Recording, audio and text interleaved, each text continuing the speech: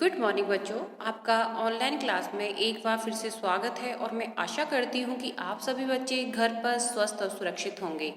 बच्चों, आज हम कक्षा 5 की हिंदी व्याकरण पुस्तक पंखुड़ी का पाठ 13 शब्द भंडार का अध्ययन करेंगे और पाठ 13 के अंतर्गत आज ही हमारा भाग 4 होगा, जिसका नाम है श्रुति सम भिन्नार्थक शब्द। इससे पहले वाले जो हमारे वीडियो थे वो इसी चैप्टर के अन्य भाग थे। पहले भाग में हमने पढ़ा था पर्यायवाची शब्द, दूसरे भाग में हमने पढ़ा था विलोम शब्द और तीसरे भाग में हमने पढ़ा था अनेकार्थी शब्द। और आज हम भाग 4 के अंतर्गत पढ़ेंगे श्रुति सम भिन्नार्थक शब्द। क्योंकि ये चैप्टर थोड़ा लंबा है, अलग अलग इसमें टॉपिक्स दे रखे हैं, इसलिए इसका एक वीडियो बनाना पॉसिबल नहीं है, क्योंकि उससे क्या होगा, आप कंफ्यूज हो जाओगे। इसलिए इसको अलग अलग पार्ट में बनाया गया है। ठीक है बच्चों, तो आज हम पढ़ेंगे श्रुति सम भिन्नार्थक शब्द। श्रुति का अर्थ है सुनना और सम का अर्थ है समान तथा भिन्नार्थक का अर्थ है अलग अलग अर्थ, यानी कि ऐसे शब्द जो सुनने में तो सेम लगते हैं किंतु उनके जो अर्थ होते हैं वो क्या होते हैं, डिफरेंट होते हैं। ठीक है, अर्थात सुनने में समान परंतु भिन्न अर्थ वाले शब्द। ठीक है, क्या हो गया, श्रुति सम भिन्नार्थक शब्द। श्रुति माने सुनना, सम माने समान, भिन्नार्थक यानी भिन्न अर्थ वाले। ठीक है, कुछ शब्द ऐसे होते हैं जो सुनने में और बोलने में क्या होते हैं, एक जैसे लगते हैं। हम उनको जब सुनेंगे और बोलेंगे तो कैसे लगेंगे, एक जैसे लगते हैं, परंतु उनका अर्थ अलग होता है। जैसे शर्मिला एक घरेलू स्त्री है और स्त्री करे हुए कपड़े अच्छे लगते हैं। अब यहाँ पर जो स्त्री शब्द है सुनने में और एक जैसा लग रहा है और बोलने में भी एक जैसा लग रहा है, किंतु शर्मिला एक घरेलू स्त्री है। स्त्री यानी किसी महिला की बात की जा रही है यहाँ पर। और स्त्री करे हुए कपड़े अच्छे लगते हैं, स्त्री यानी कि प्रेस, कपड़ों पे क्या की जाती है, प्रेस की जाती है। तो दोनों का अर्थ तो अलग है, किंतु जब हम इसको बोल रहे हैं और सुन रहे हैं कानों से तो ये एक जैसे लग रहे हैं। यहाँ स्त्री और स्त्री शब्द सुनने में तथा बोलने में एक जैसे प्रतीत हो रहे हैं, परंतु दोनों वाक्यों में इनका अर्थ अलग अलग प्रकट हो रहा है। बच्चों, मैं आशा करती हूँ कि आपको श्रुति सम भिन्नार्थक का मतलब समझ में आ गया होगा। इस प्रकार हम कह सकते हैं कि जो शब्द सुनने और बोलने में एक जैसे लगते हैं परंतु उनका अर्थ अलग होता है, उन्हें श्रुति सम भिन्नार्थक शब्द कहते हैं। ये परिभाषा है, इसको बच्चों आपको याद करना है। अब आपकी पुस्तक में कुछ श्रुति सम भिन्नार्थक शब्द दे रखे हैं, आपको उनको पढ़ना है और याद भी करना है। सबसे पहले दे रखा है अन्न और अन्य। अन्य का अर्थ होता है अनाज और अन्य का मतलब होता है दूसरा, यानी कि सामने कोई चीज रखी हुई है तो हम कहते हैं ना ये दूसरी चीज दे दो, यानी कि अन्य वस्तु। ठीक है, अन्य, तो अन्य का मतलब दूसरा और अन्य का मतलब होता है अनाज, जैसे गेहूं, चावल, ज्वार, बाजरा, ये सब क्या है, अन्न है। आगे का शब्द है आदि और आदि। आदि का मतलब होता है आरंभ, किसी चीज की शुरुआत करना। और आदि यानी कि अभ्यस्त होना, यानी कि हैबिट हो जाना, कि हम कहते हैं ये तो इसका अभ्यस्त हो गया है, आदि हो गया इन चीजों का, यानी कि वो उसको हैबिट हो गई है। फिर आता है कुल और कुल।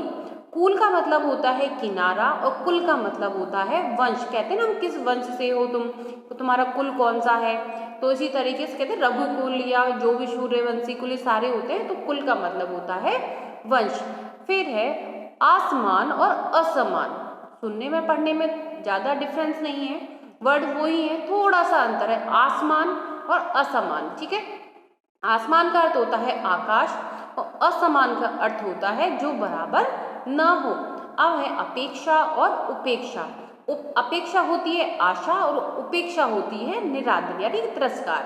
फिर है कपट और कपाट। कपट का मतलब होता है धोखा देना और कपाट का अर्थ होता है दरवाजा। ठीक है, अब आता है उपयुक्त और उपर्युक्त। उपयुक्त का मतलब होता है ठीक, हम कहते हैं ये उपयुक्त है इस चीज के लिए, ये उपयुक्त का मतलब है ठीक। उपर्युक्त यानी कि ऊपर कहा गया या ऊपर जो लिखेंगे ऊपर उपयुक्त लिखी चीजों को देखिए, यानी जो ऊपर चीजें लिखी हुई है या उपयुक्त ऊपर जो चीज कही गई है, तो उपर्युक्त का मतलब होता है ऊपर कहा गया।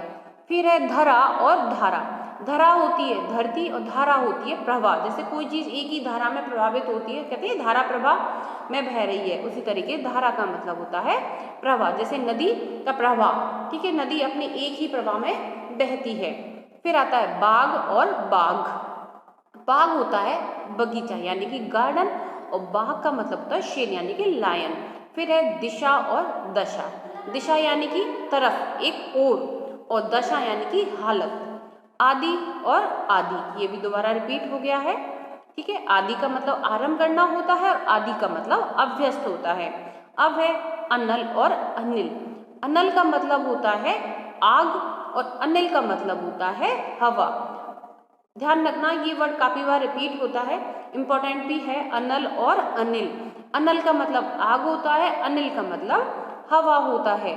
फिर है सुत और सूत। सुत का मतलब होता है बेटा और सूत का मतलब होता है कपास का धागा। फिर है दिन और दीन। दिन का मतलब दिवस और दीन का मतलब होता है गरीब। मूल और मूल्य। मूल होती है जड़, किसी पेड़ की जो जड़ होती है उसको हम मूल कहते हैं। और मूल्य होती है कीमत, यानी कि कहते हैं इस वस्तु के क्या मूल्य है, इसकी क्या कीमत है, इसकी क्या प्राइस है, तो वो ही होता है मूल्य। ठीक है। बुरा और बुरा। बुरा होता है खराब और बुरा होता है पिसी शक्कर। जो हम आप देखते कभी बार चावलों में हम उसको मीठा करने के लिए जो बुरादा टाइप का डालते हैं, तो वो पिसी हुई शक्कर होती है, जिसको हम बूरा कहते हैं। तो बुरा होती है पिसी हुई शक्कर और बुरा मतलब यानी कि खराब। फिर है कड़ाई और कढ़ाई, दोनों में अंतर है, कड़ाई और कढ़ाई।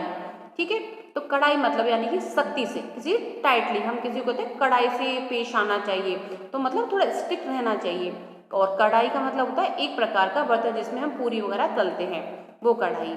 फिर है बात और वात। बात का मतलब होता है आपस में बातचीत करना और वात का मतलब होता है हवा। फिर है नीड़ और नीर। नीड़ का मतलब होता है घोंसला और नीर का मतलब होता है पानी।